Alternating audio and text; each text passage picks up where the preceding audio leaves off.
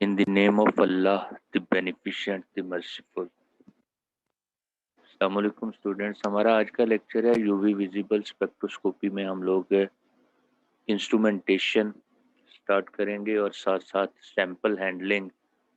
Sample को जब रखा जाता है तो किस किस किस्म की प्रॉब्लम्स आती हैं।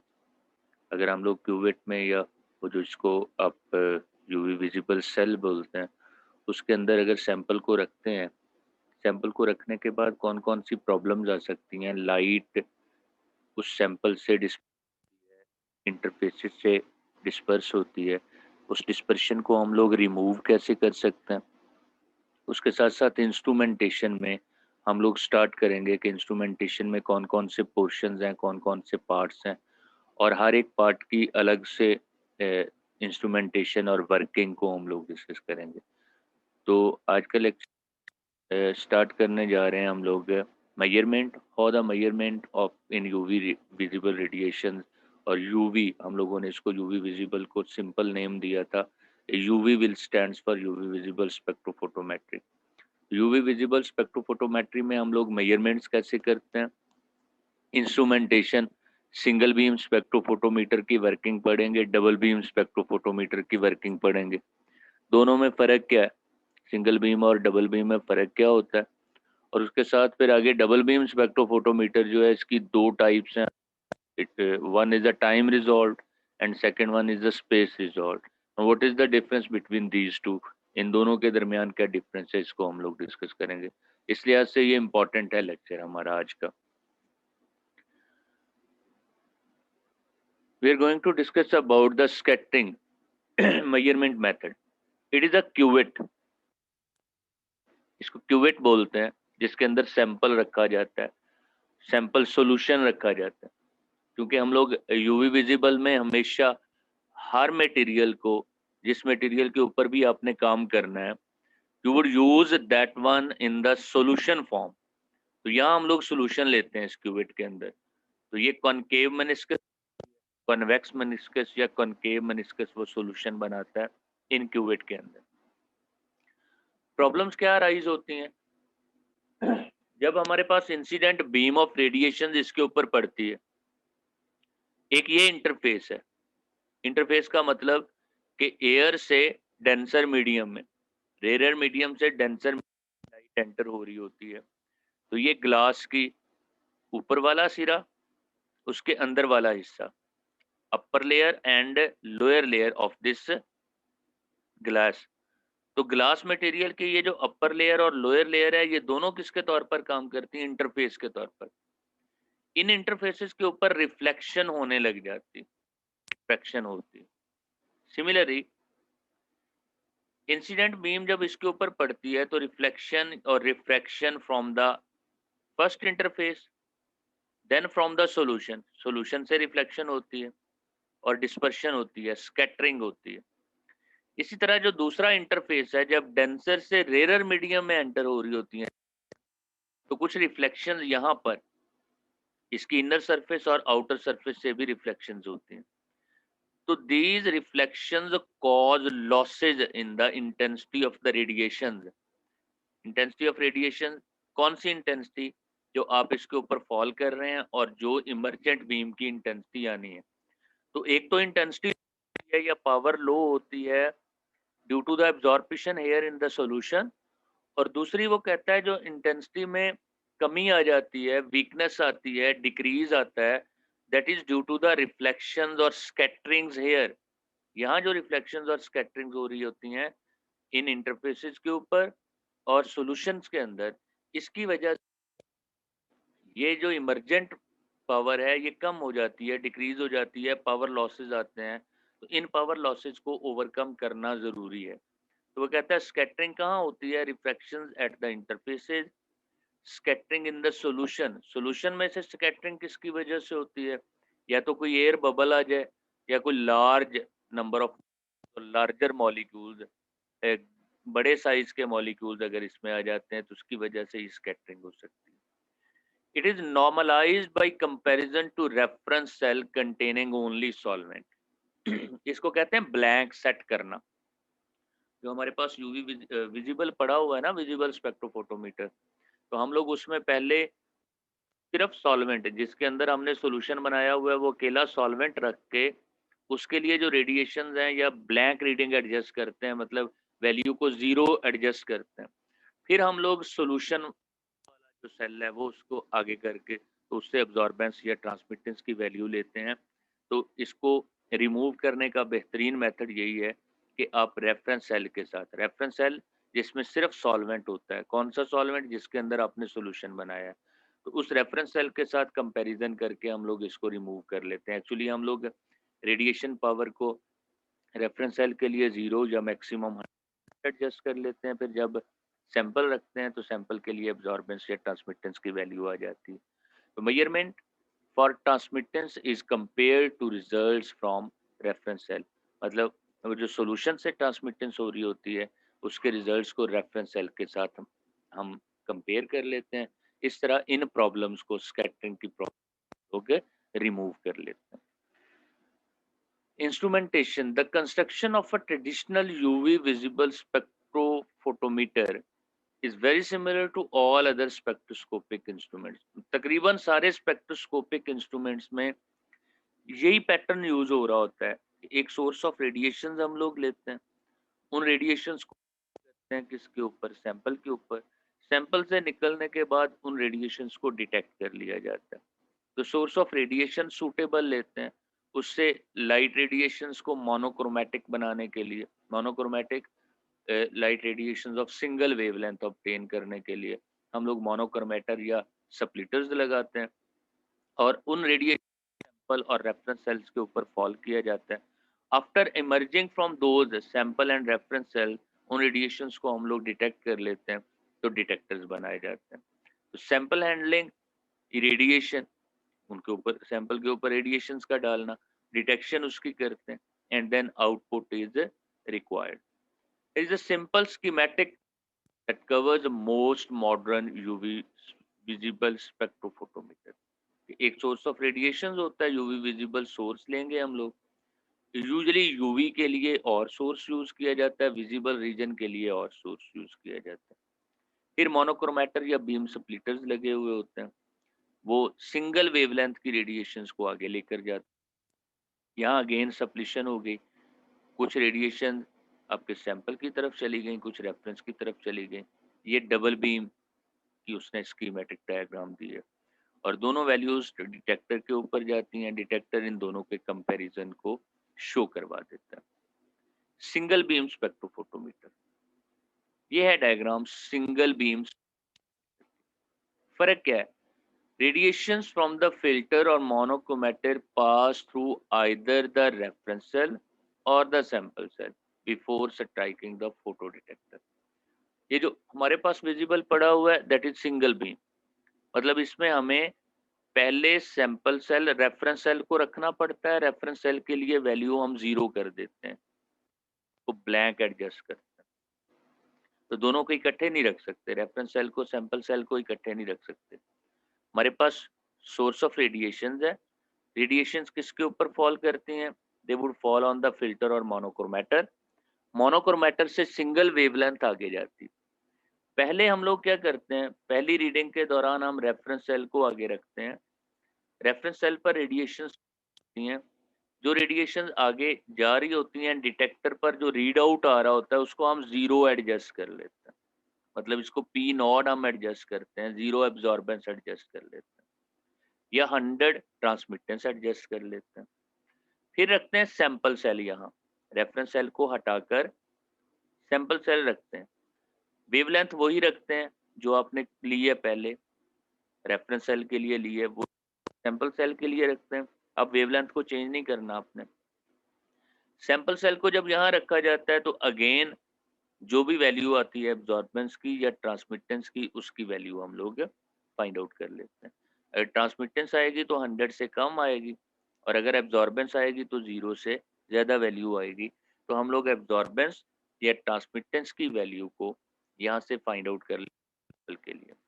याद रखना है इसमें हम लोग एक दफ़ा रेफरेंस सेल को सामने करते हैं, उसके लिए रीड आउट को 0 एडजस्ट करते हैं या ब्लैंक एडजस्ट करते हैं।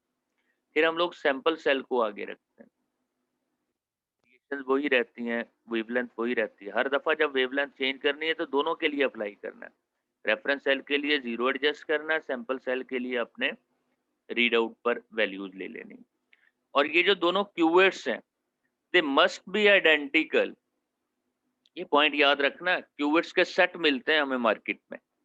तो क्यूवेट्स का जो सेट आपने ले, उसी की 2 क्यूवेट्स को यहाँ यूज़ करना है। आप डिफरेंट क्यूवेट्स यूज़ करेंगे तो रिजल्ट्स आपके ड्रास्टिकली डिफरेंट हो जाएँगे। तो आपने उसी सेट की 2 क्यूवेट्स लेनी है, मतलब the both cuvettes must be alike in all respects. दोनों क्यूवेट्स की विड्थ, दोनों क्यूवेट्स का मटेरियल, हर चीज़ अलाइक होनी चाहिए, एक जैसी होनी चाहिए, तब जो रिजल्ट हमारे पास एक्यूरेट रिजल्ट्स होंगे। अगर ये क्यूवेट आपने 2 डिफरेंट सेट्स की ले ली, तो तब आपके पास रिजल्ट्स बेटर नहीं आते, रिजल्ट्स हमारे पास ऑब्टेन नहीं होते। तो सिमिलर क्यूवेट्स हों, एक दफ़ा रेफरेंस सेल रखें। रेफरेंस सेल में क्या लेना होता है? Just solvent. जिस सॉल्वेंट में आपने सॉल्यूशन बनाया, आपने अल्कोहल में सॉल्यूशन बनाया है, तो अल्कोहल। अगर आपने टैप वाटर में सॉल्यूशन बनाया है, तो टैप वाटर लेना है। और अगर आपने आपके डिस्टिल्ड वाटर में सॉल्यूशन बनाया है, तो distilled water.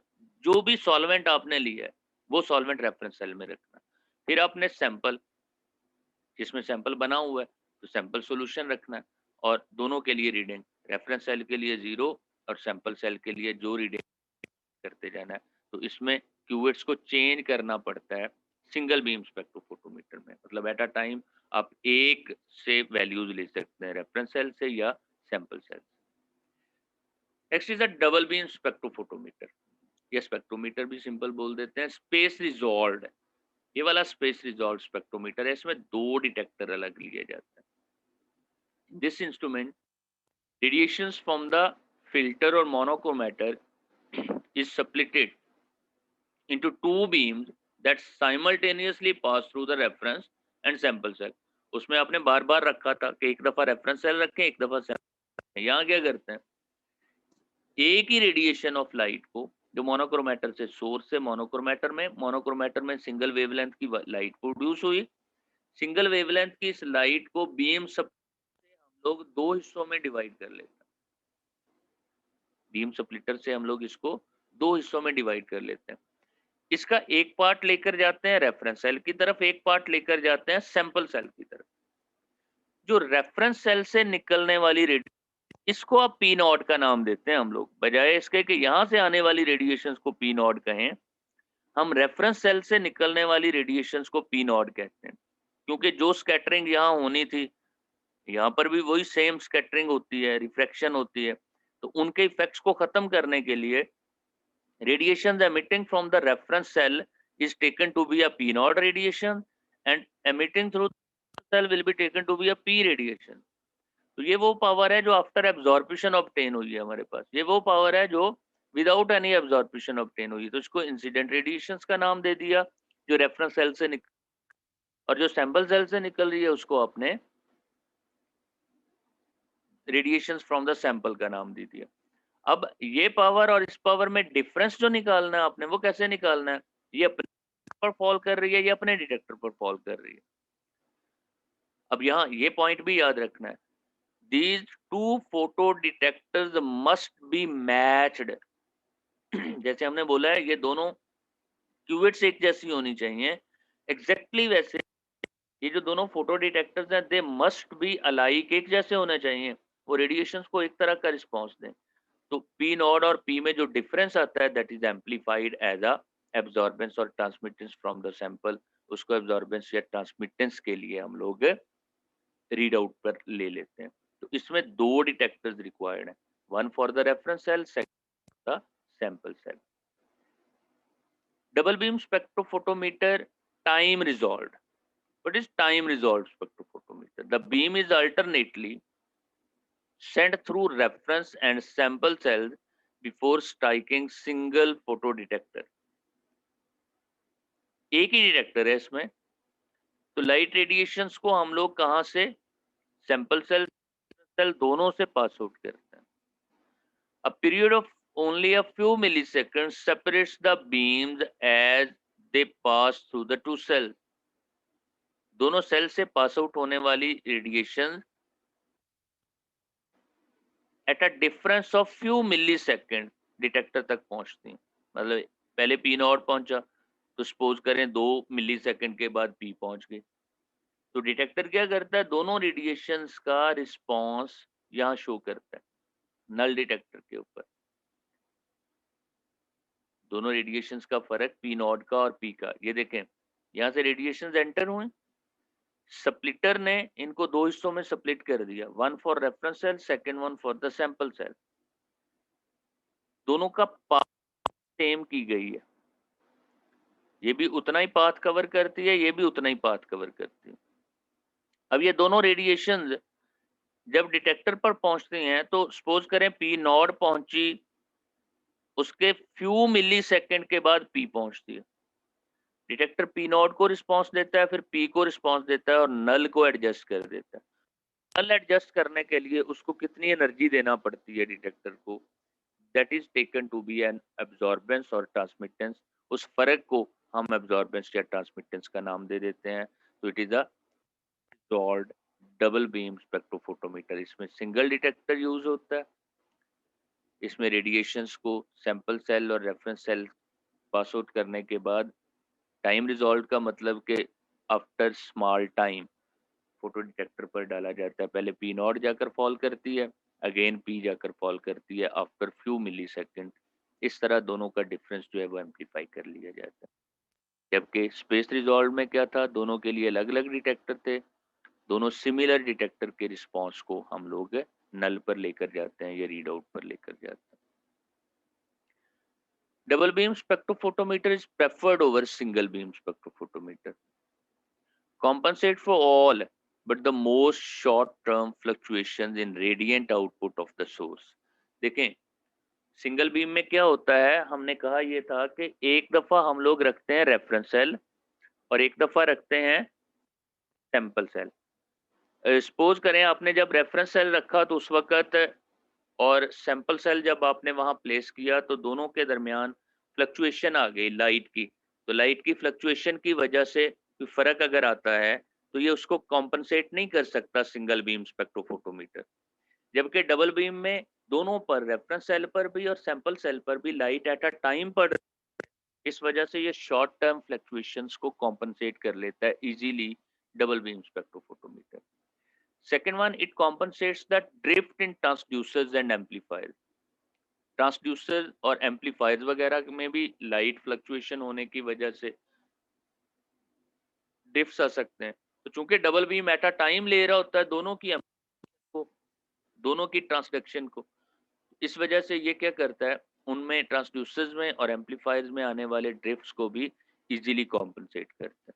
Compensate for wide variations in source intensity with wavelength. बस दफा सोर्स की इंटेंसिटी, ब्रिलियंस, हम कहते हैं ना कि स्पेक्ट्रोफोटोमीटर को पहले ऑन करके को 15 मिनट 10 मिनट तक के लिए पड़ा रहने दें ताकि वो लाइट रेडिएशन जो है उनकी इंटेंसिटी सेम हो जाए। ये जैसे आमतौर पर हमारे घरों में एनर्जी सेवर लगे हुए हैं, तो उसको आप स्विच ऑन करते हैं तो फौरन वो फुल ब्रिलियंस नहीं देता, पहले डिम होता है, फिर आहिस्ता आहिस्ता उसकी ब्रिलियंस बढ़ती जाती है। तो उस ब्रिलियंस को स्टैटिक करने के लिए आपको टाइम रिक्वायर्ड होता है। जबकि डबल बीम स्पेक्ट्रोफोटोमीटर में ऐसा नहीं है। आप जो इंटेंसिटी निकल रही है, चूंकि सोर्स पर भी वही पड़ रही है और आपके रेफरेंस पर भी वही पड़ रही है, तो इस वजह से जो सोर्स इंटेंसिटी में वेरिएशन या वेवलेंथ में वेरिएशन आती हैं, डबल बीम स्पेक्ट्रोफोटोमीटर उनको भी कॉम्पनसेट करता है। इंस्ट्रूमेंटेशन में कंपोनेंट्स कौन कौन से हैं जो हम लोगों ने यूज करने हैं? सबसे पहले रेडिएशन, इसमें ऑर्गन, जीनॉन, ड्यूट्रियम और tungsten lamps sources of radiations के तौर पर यूज होते हैं। हम हर एक को डिटेल्ड पढ़ेंगे। सैंपल कंटेनर्स, बोरोसिलिकेट, प्लास्टिक, इसके कंटेनर यूज किए जाते हैं। हर एक का क्या फ़ायदा है, क्या नुकसान है, इनको डिस्कस करेंगे। मोनोक्रोमेटर्स क्या होते हैं, प्रिज्म यूज करते हैं और ग्रेटिंग्स यूज करते हैं। तो ग्रेटिंग्स क्या होती हैं, प्रिज्म क्या है, हम सबको पढ़ेंगे। फोटो मल्टीप्लायर ट्यूब्स क्या हैं, डिटेक्टर्स के तौर पर यूज होते हैं, और डिटेक्टर कौन कौन से यूज होते हैं, इनको हम लोग डिस्कस करेंगे। ये कुछ क्वेश्चंस हैं, याद रखना है। इन क्वेश्चंस की बेसिस पर ही एमसीक्यूज भी ज़्यादातर बनते हैं। जो डिफरेंसेस यहाँ करेंगे हम लोग वही एक्चुअली एमसीक्यूज में पॉइंट्स आते हैं। चलिए यहाँ तक करें। कल इंशाल्लाह इंस्ट्रूमेंटेशन के नेक्स्ट लेक्चर के साथ हम लोग डिस्कस करेंगे फर्स्ट सोर्सेज ऑफ रेडिएशंस को।